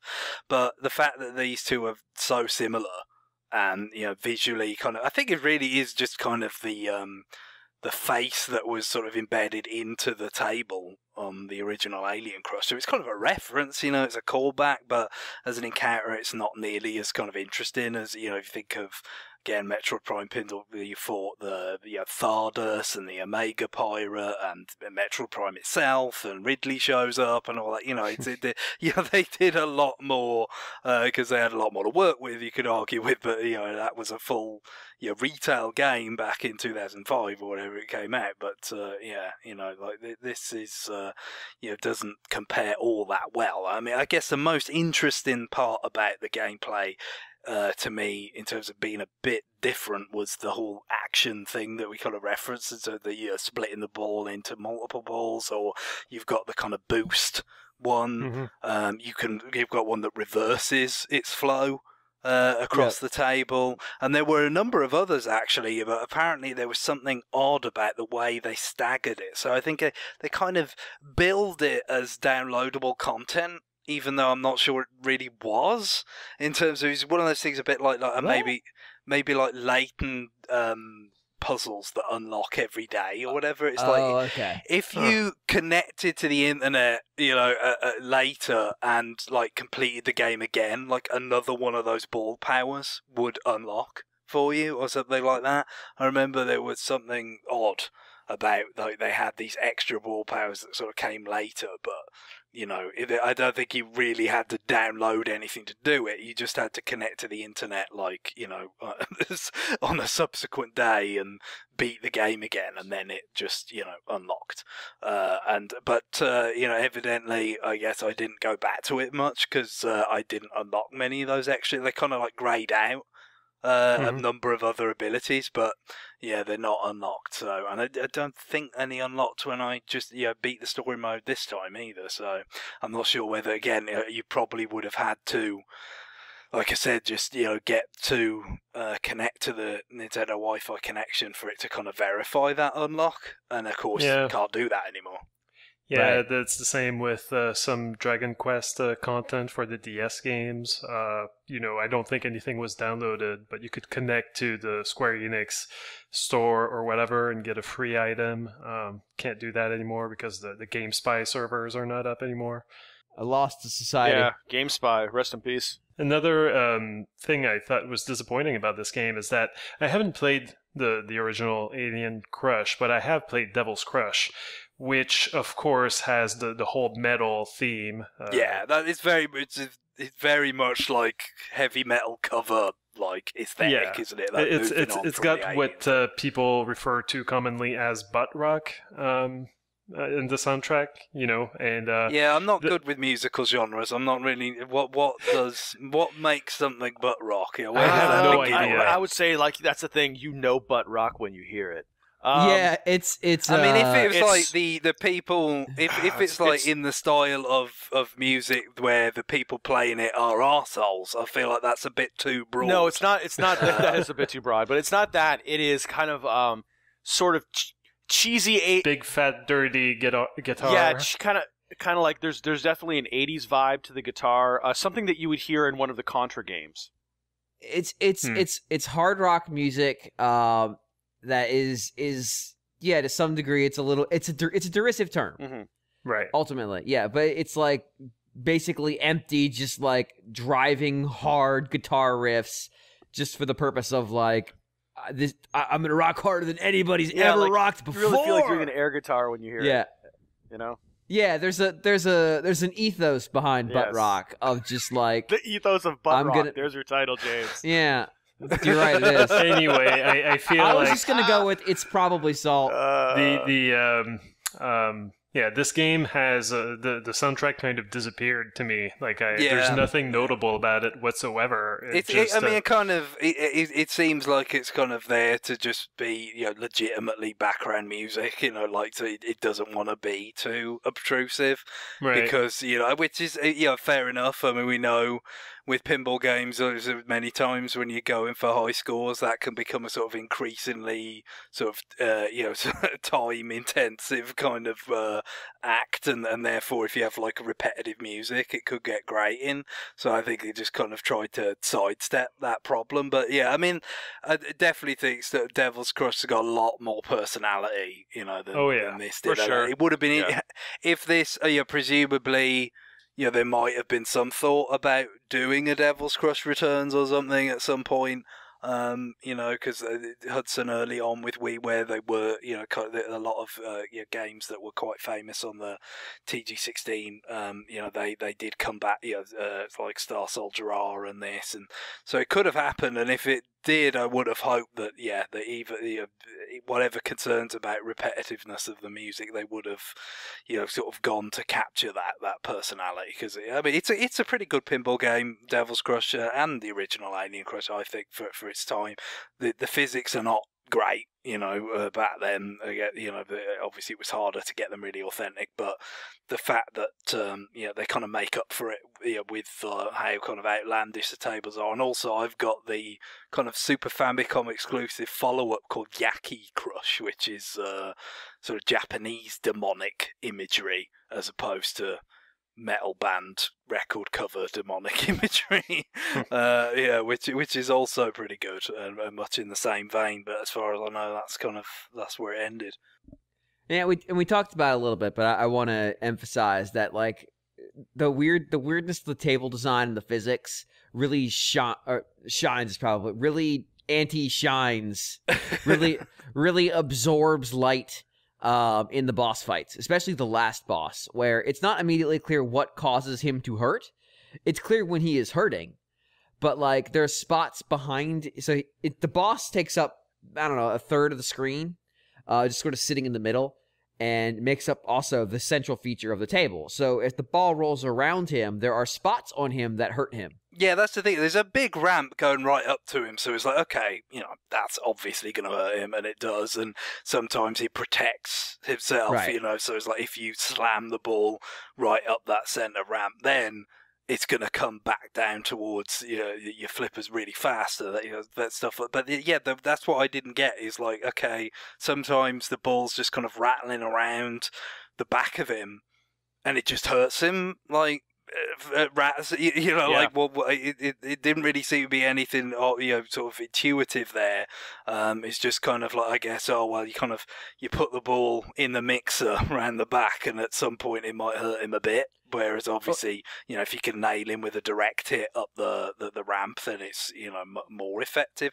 Especially if you're pairing it with, again, talking about that action component, the fact that you have this meter that builds up and you can press it to give it that boost, and that kind of really can clear out little enemies or do extra damage to a boss. But it's kind of dangerous as well, because it makes the ball faster if it bounces off in a way you didn't expect. And, that may be because you misplayed the ball. It may be because of some of the sort of wonkiness, kind of features that we talked about with the pulsating table or whatever else. You're more at risk of losing the ball because it's faster. But, that was probably the most interesting aspect of it to me, because it is it's active in a different way than pinball games normally are, in terms of like using those abilities to save your ball, to do extra damage, maybe to kind of fudge a shot that you just missed, like kind of going up one of those like loops. Sometimes you didn't quite get it, but if you boost it, it just gives a little bit of extra to sort of make it round the loop and then come back. So, I felt like that was, added something to the game and something to the boss fights and stuff, but I don't know whether it would have seemed any more interesting if I'd actually had access to all those quote-unquote downloadable actions, but we'll never know. There's a bunch of gaps on the boss's pedestal that you can't seem to see, but the ball can go into them, so those are fun. Mm-hmm. But what the thing about the boss and about the game and about the whole like alien story thing, is it's told through these video sequences that you can't like advance text on. It looks like they're text, and it's just like this most vanilla ass aliens have arrived. Alien ship has arrived in solar system. Fleet of space marines sent to investigate. They encounter aliens. In the next room, surprisingly, they also encounter aliens. What's that? More aliens. Yeah, it must have taken them about a half an hour to write that whole story and put it. It didn't take a half an hour, John. They've written that story in less than 5 minutes. It's a tale older than time, James.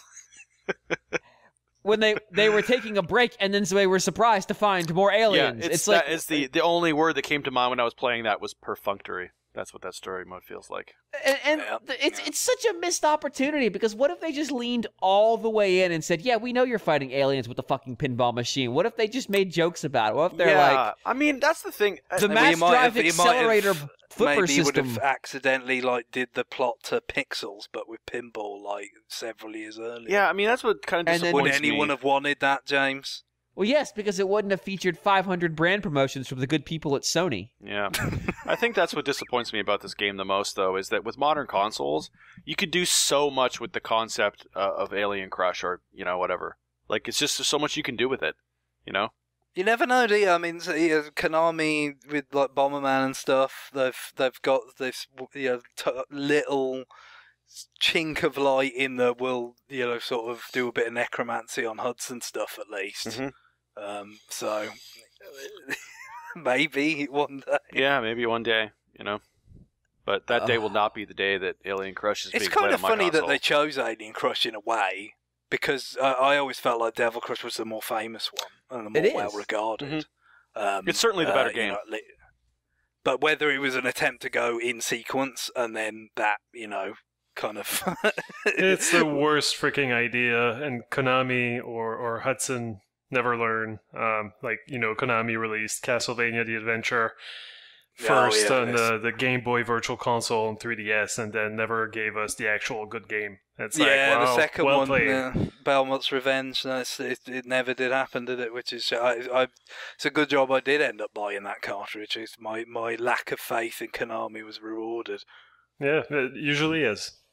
Yeah.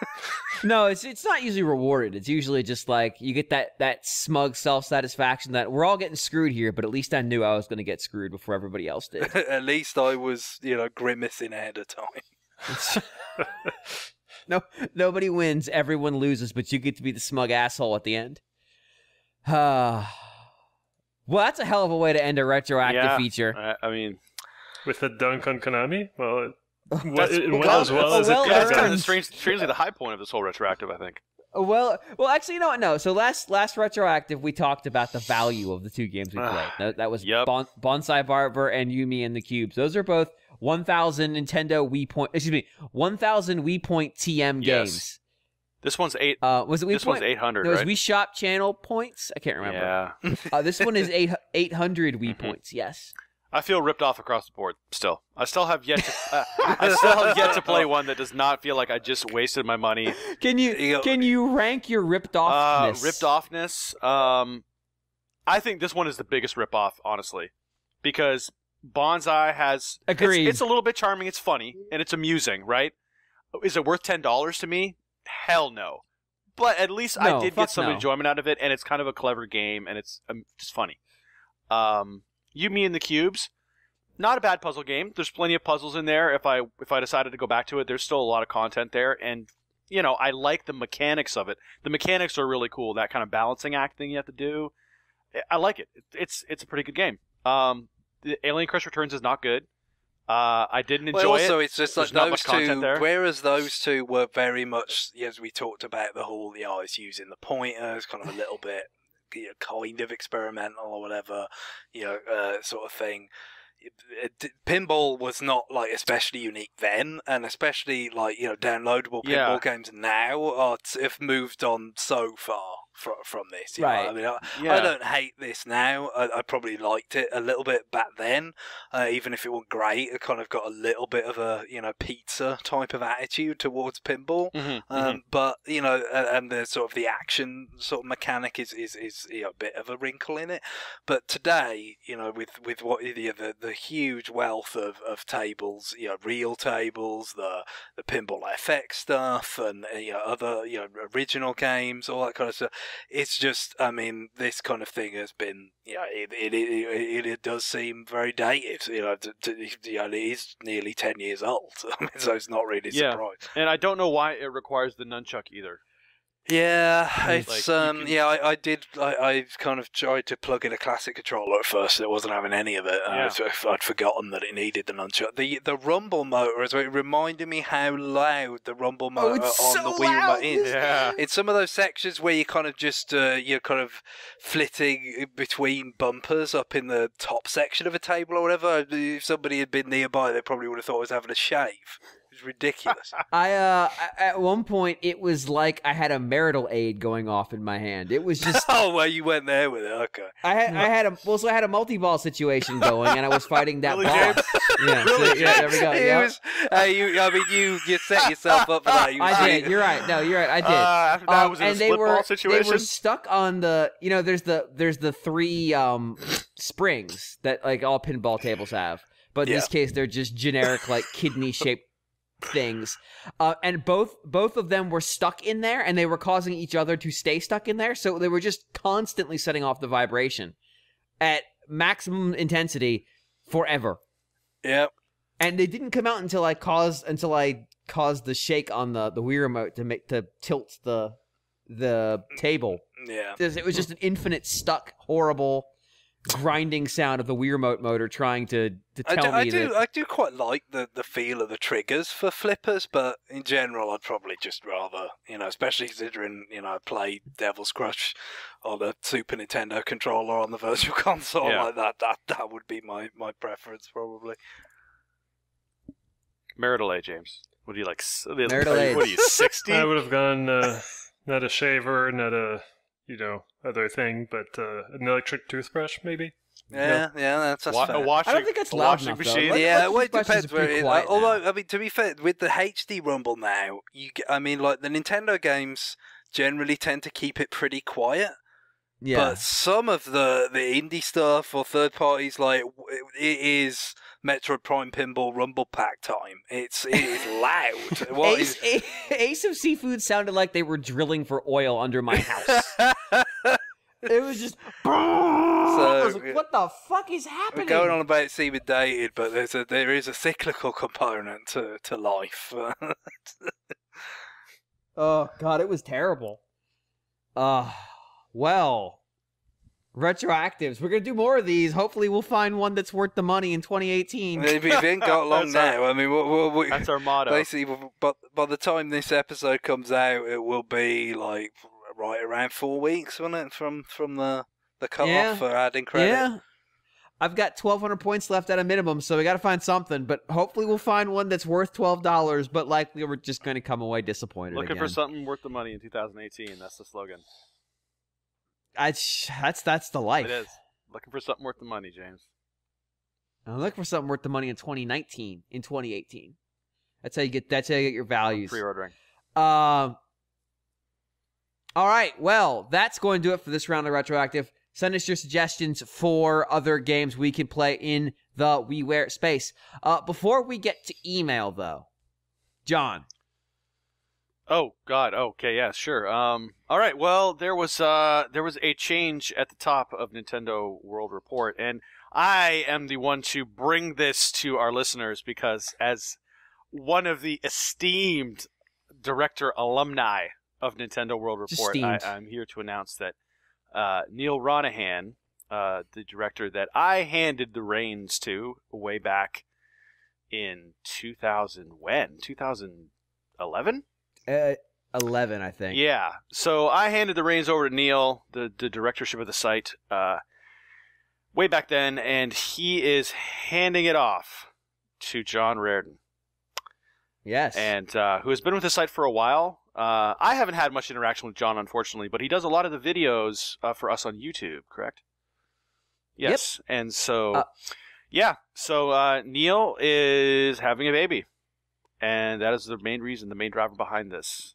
I mean, his wife is having the baby, to be 100% clear. Yes. Thank you for explaining the biology behind it, James. I just wanted to make sure people didn't think there was some sort of real life junior situation playing out. You know. Look, we just talked about Alien Crush and Ace of Seafood, and I want to make sure we're clear about things. Yeah, we roll from marital aids right into this. I can see the whole. I wanted to make sure the whole breadcrumbing here. Yeah. So that has already taken effect. So John is now running the site. It is in his capable hands. So tip of the hat to Neil Ronahan for all of the work that he did through the utter drought that was the Wii U. The dark times. The summer of Too Hot for Games. Shepherded the site and for putting up with us, which is really the true challenge. Mm-hmm. Indeed. Yes. Eventually he took a very... I'm very easy to live with. I don't know what you're talking about. Yeah. Said every monster to live with ever. Yes, Neil, over time, Neil adopted a very hands-off approach to this podcast, which we appreciate. We don't necessarily recommend, but we appreciate it. I strongly recommend you not put your hands on this podcast. Yes, it's all a matter of perspective. It's got to rank as one of your better decisions, John. I mean, you know, anything you wanna put it up against. Oh God, yeah. I mean, easily in my life, yeah, it's definitely one of my best decisions. I won't go into that, but yeah, definitely one of my best decisions. Yeah, I mean, I always knew that Neil was a really capable guy and had a lot of passion for the site and a lot of interest. That's kind of what I was looking for, was, you know, someone who was willing to put in the work, because you can be interested in doing something, but when it comes down to actually putting your nose to the grindstone and putting the work in, it's a hell of a lot of work. I mean, James can tell you. I mean, even in some of the functions that he performs for the website, it can be a lot of work and very time consuming. And there's a lot of work that goes on behind the scenes, a lot of wrangling that no one has any idea really goes on, but it has to be done. And a lot of times that has to go through the director, because the director... Everybody, they want a single point of contact, right? And that is typically the director of the website. So kudos to Neil for hanging in there and keeping the site going. And good luck to John Reardon in the future. I'm sure he'll do a great job. I want to point out in John's editorial that he wrote upon the announcement, one of the things he listed was he grew up listening to the site's podcasts, which is terrifying. Yes. And B, I want to chide his parents explicitly, because this is a show intended for adults. It says it on the tin. This is a mature podcast, which means very, very mature content. Definitely. John, go to your room. You're not supposed to be listening to this. There's a lot of stuff that's frankly, I don't know if children could really grasp, you know? Yes, that's the concern. It's too highbrow for kids, John. That's always been my concern. When I'm referencing Junior, it's just too highbrow for the kids. They have no idea why Frank Langella and Emma Thompson are in that movie, and neither do I. Wait, what? I didn't realize Emma Thompson was in that movie. Emma Thompson played alongside Arnie. It happened. It wounds me to this day. To be fair, we did last week talk about 1930s German cinema, so we're balancing it out. Yeah, you got to balance, hasn't it? You got Lynch gets name checked all the time. He does. Yeah, I mean, artsy. So yeah, maybe you're right, John. Maybe you're right. It's just too much. I mean, maybe we need to make it a little bit more for the audience sitting in front of the stage, not the ones up in the balconies. That's all I'm saying. Mm-hmm. So more conversation. More for Homer, Marge, and Maggie. I mean, and Bart. So you can look forward to more references to marital aids and other things to keep the show down where it belongs in upcoming episodes. But to echo John's sentiment, big thanks to Neil for literally years, just an unbelievable. The longest tenured site director in the site, which is ridiculous, and B, for putting up with just the ungodly amounts of bullshit he had to as site director. Like, you're seeing it from just beyond that perspective, like, good lord. Seeing it from the perspective of the man with the shovel containing the shit, throwing it in his eye. It was a lot of shit. That's not true. I only ever got in trouble a couple times. I'm fine. And I only earned one of them. The other one wasn't fair. But yeah, like just having to wrangle a staff and keep it together when you can't pay them. Like, even that is the only challenge, which it's not, believe me, is outrageous. And it's tough. And, arranging things like, hey, it's E3 time. Who's going? Who's going to be behind? Who's going to make sure we have coverage? Who's going to book all our appointments? All that crap. It's a lot of work. And, God bless John, because he's got it. Not this John. God can't fix that. John Raridan, because he's got a lot to come out for, but he's going to do a good job. So I'm excited. I'm excited to see where we end up. Now, emails. You can send your emails to rfn@nintendoworldreport.com. Much like was done by these people. Greg. Right there, Lolmanade writes, hi RFN, I fondly recall the moments leading up to the big Switch reveal where every discussion of the NX was preempted by that wonderful siren. We do not currently know what the NX is. We do not currently know what the NX is.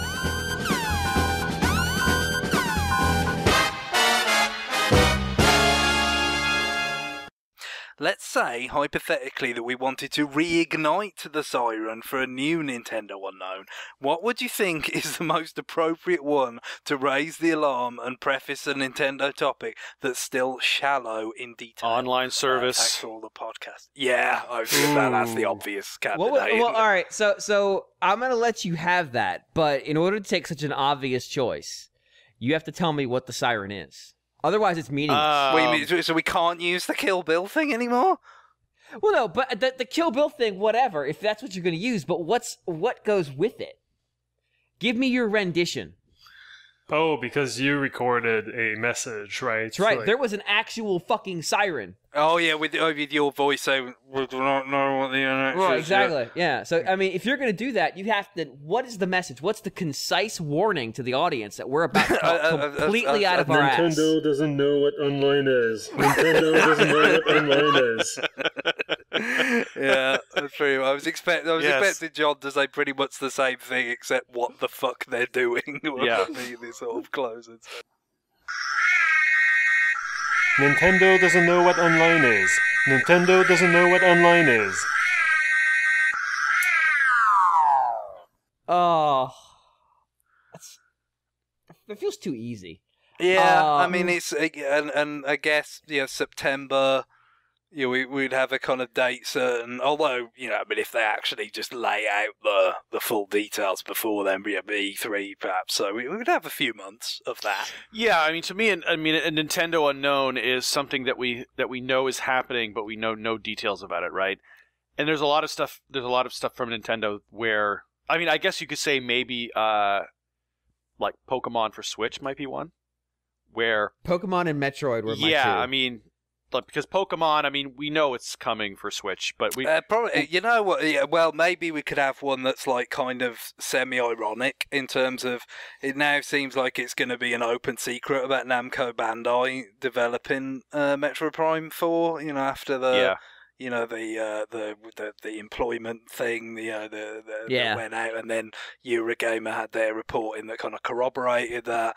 But it's not going to probably be explicitly confirmed for a long time. So it's just the caveat siren of like, we don't actually know this for sure, but but I mean, the reality of the situation is Namco Bandai working on a Nintendo property is about as surprising as it being cold outside and in the middle of winter. It's a bear shits in woods scenario.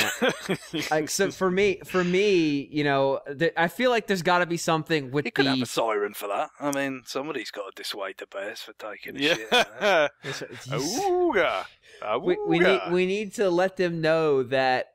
I think we need a siren to discuss that we do not know when Pokemon is coming out. It may even come out last year. We don't know. But we're pretty confident that it'll be 2018 or later. We have a siren for we don't know what mobile games may be released before Mario Kart.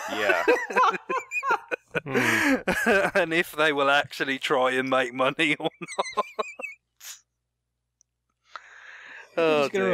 They're just gonna release Fire Emblem 2 and call it a day.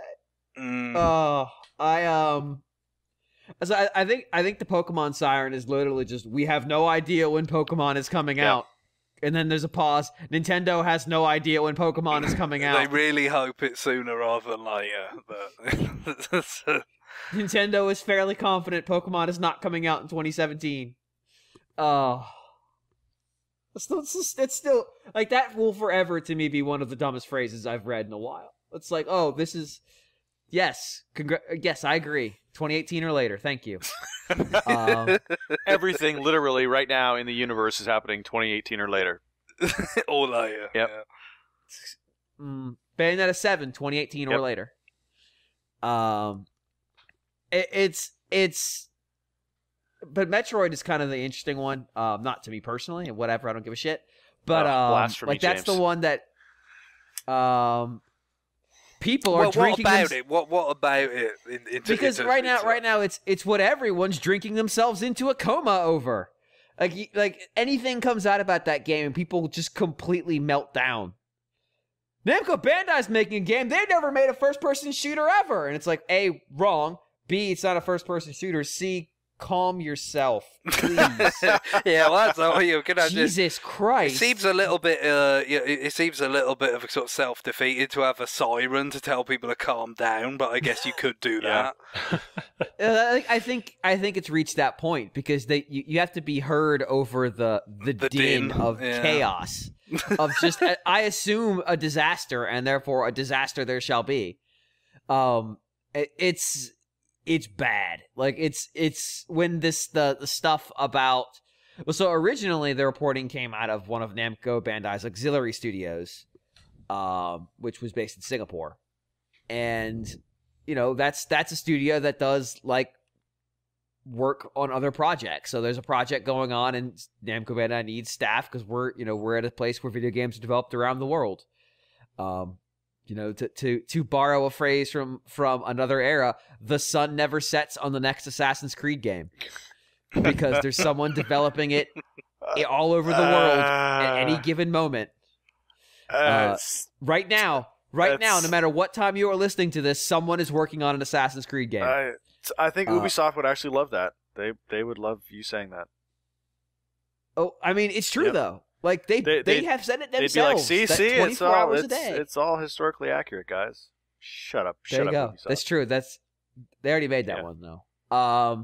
But the reality of the situation is like, yeah, if they're working on a big game like that, they're going to be doing stuff out of their auxiliary studio. People said, they've never made a video game before like this. What do they know? And they're like, well, some people from 1313 work there, but this isn't Star Wars. It's like, fucking calm down. God damn it. So the siren should be something like, we don't know who's making this game. Even if it is Namco Bandai.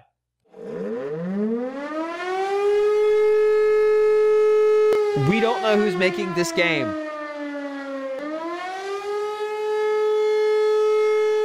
Even if it is Namco Bandai. And then there's just another pause, and then we just play a really loud shrieking sound and then tell everybody to shut up. At this point, it's a little bit, too much work for me to make all these sirens. So just so that you know, I've stopped a while ago already. That's fine. Can we get a siren for I am too busy to make all of these sirens? And just do that one instead? Just that one. Just only if you say it in an empty cup. And then I used my hands when I did it last time. Is that okay? Sure. It's fine. I'm too busy to make all these goddamn sirens. And you can loop that as many times as you You've want. always got the sort of 3DS support one, and whether true. there would ever be an out-and-out successor to the 3 in the sense it'd be somehow distinct from Switch. We do not know the future of the 3DS family of systems. There you go. That's a pretty good one. Nintendo doesn't either, though. Like they just seem to kind of be bleeding they're out. They're giving interviews where they're like, "This is uncharted territory for us." It's like, what? Yeah, it's like they have. Don't say it out It's loud. like they have this product that they would kind of like to discontinue, but they kind of have no reason to either because it keeps selling. The recent numbers, is one of the best Januaries in a long time. Yeah, but they don't have a replacement for it either. Is the problem because the Switch isn't a replacement. The Switch costs as much as 2 3DSs. Yeah, it's true. So that is an interesting one. That in could fact, be. we have a question about it specifically, where people are like, they said that Kimishima referenced 3DS as uncharted territory in the corporate policy briefing. Well, like, what is the future of the 3DS? And the thing is, the craziest thing too is that for me, I don't have a new 3DS XL, but it keeps coming down in price. So the lower it comes in price, the more likely I'm going to buy a new 3DS XL and then want more 3DS games to play on it. So, well, personally, I still have a few games that I'm looking forward to. Atlus is always kind of like one of the first and last supporters of Nintendo's handhelds. And so it's the case here again. And Alliance Alive is coming out. Although, is that under Atlus or under Sega? Atlus is publishing it here. Okay, so Sega has washed their hands of their JRPGs in the West. They're just not dealing with it. Right. So Atlus owns all that stuff. So and that's in addition to Radiant Historia that's coming out soon. That's out. In fact, it's right there. Oh, okay. I'm looking at it right now. It's a giant box. It's great. Deep Space Journey. Deep Strange Journey. That was a Freudian slip. Deep Space Nine. I'm going to have the worst captain and do everything terrible. It's like baseball. Why was he the worst captain? That's true.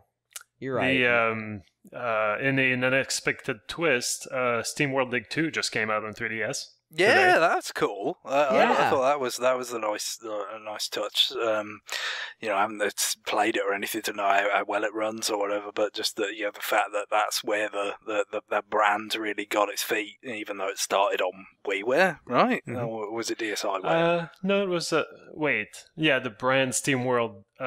What was the first one? Tower Defense.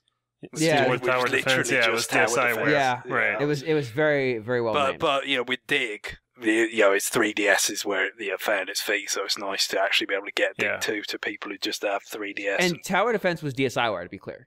Yeah. So that's cool, and I'm sure John might not be salivating at the thought of all these Atlus RPGs, but Detective Pikachu. I mean, I'm sure. You're well. So I think that's the great Siren, because Nintendo doesn't have an obvious out here. Like, they don't have something they can sell to kids or to people who just casually want something to play games on, because it's $70 to get a 3DS right now. You can get a 2DS for like $70, which is nothing. Like, that's about the price of 2 games. Yeah. And they've got this huge back catalog that keeps selling. And it's not clear that the Switch is going to fill that need forever, or if that need even still exists if they're leaning into mobile space, and if the Switch and mobile sort of obviate the need to have a dedicated handheld device. It's a weird spot they're in right now. And so that's a great Siren for us. That's the Siren, boys. We found it. We do not know Nintendo's handheld plans. I think that's probably it. Yeah. I think there's a trend that we can follow, though, because we went from 3DS to 3DS XL to new 3DS, new 3DS XL, 2DS, new 2DS, new 2DS XL. So obviously it's gonna keep we're gonna get more XXLs, and we're gonna lose dimensions. Like those are the kind of the two clear trends here. The 1DS is just a single pixel. Yeah, 1DS XLI. It's just one really big pixel. Excellent. You say that, Greg, but if I got a press release tomorrow that Nintendo announces the 1DS iXL, I would just be like, fuck it. No, of course they did. Why wouldn't they do that? Is it not the new 1DS iXL? Is that coming next year? I would be mad but not surprised. Which is where they've taken us. There was a time where the idea of DS Macro was like a joke on this show. And then they made it. That's true. God damn it. Yeah, I think that might be our alarm siren for that one, because it makes the most sense in a sort of nice roundabout way. And how would anything they're going to make is going to be online focused, because that's where they're going to be having an online service. So they wouldn't want to make a mobile device that's not going to have internet connectivity, I guess. There's a weird sense of there's value here that they would unlock by having all of their devices able to connect to their network account they're going to allegedly charge you for in the near future. So I don't know what they're going to do. That's why we have a siren. That's why we now have a siren, boys. You asked us to come up with a siren. We stealth answered a second email and created a siren. We're assuming a whole lot. I don't know how I'm going to be feeling this weekend. Cyrus, thank you for sending us your email about the 3DS. There is a chance for a retrospective in the near future for 3DS. And you can thank Guillaume for creating that siren that I've just now committed to being created. That's the problem. It's more difficult to know. There was an obvious handover coming when we did the DS retrospective.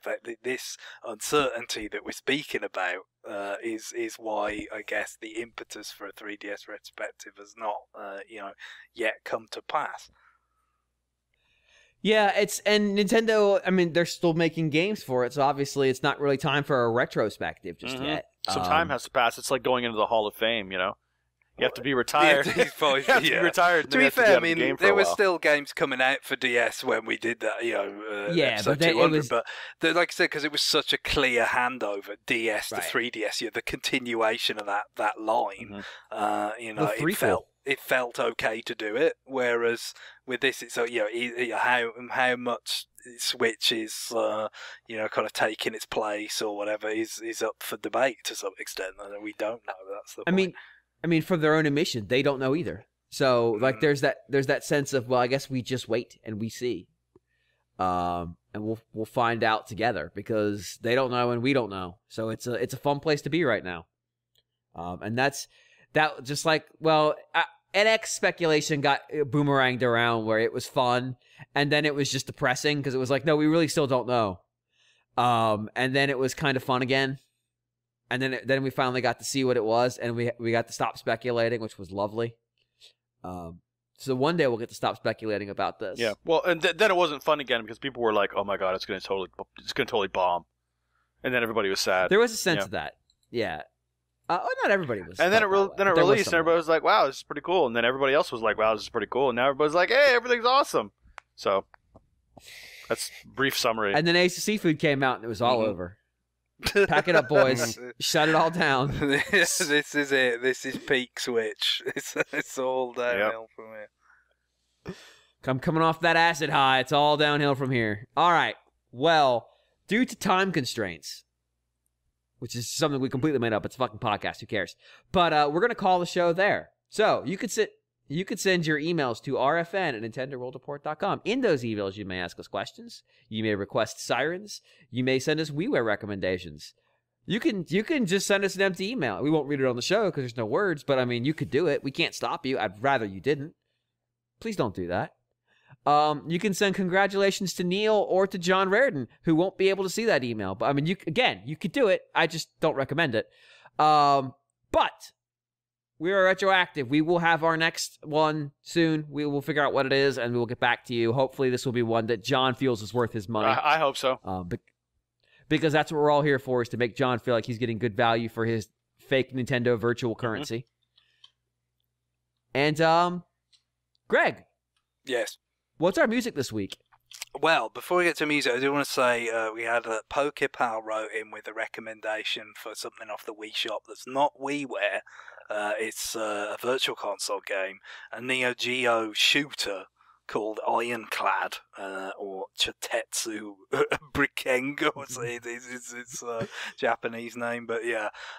This is one of the rare sort of major Neo Geo shooters that's not yet come across with the archives releases on Switch. You know, stuff like Polestar, Blazing Star, Last Resort, like that. It's been nearly a year. They've got to a lot of them. For some reason, Ironclad has not appeared yet. I don't know what that says about the likelihood of it coming in the future, because it actually kind of was one of the earlier Neo Geo games to hit on Wii Virtual Console for whatever reason, but he's a pretty big fan of that in particular. And apparently the actual original kind of copy of the game is really expensive now, as I guess it's probably not uncommon for Neo Geo games. Nope. But yeah, if anybody else has got some virtual console games that might be threatened, I guess this I assume we'll get eventually. But, there's other stuff that's more doubtful. So, definitely interested to hear anybody's ideas about those before the deadline at the end of next month. But in terms of music, James, I have actually left this decision to you because, we've got a lot of Xenoblade 2 coverage coming. That's right. It's Xeno Week at Nintendo World Report. Yeah, so I thought it was about time. He suggested we do it eventually because it's such a big and wonderful soundtrack, and you've kind of picked out a number of songs over the past. You didn't use that one, did you? No. I have left it to you, so you can decide which of the suggestions you've made over the past couple of months or so you'd like us to close with today. Oh, I have to think about which ones I've actually suggested to you now. Well, it's been Uriah, I want to go with Rose's theme. Okay, yeah, the mech battle. Yeah, it's got a certain like early 60s and 70s anime thing going on, and it's fantastically stupid, and I love it. It's certainly not the most musically beautiful song in the soundtrack, of which there's a lot, and yes. it's all that music's going to get its due, I think, in the fullness of time, but this song probably won't, and I think it's interesting on its own. So there it is, the Rose. I guess we'll just call it Rose's theme. I don't know. Since the official soundtrack still isn't for sale for this game, we don't know their real titles for some reason, but that'll have to do. Very good. All right. Bye, everybody. Bye. Bye. Bye-bye.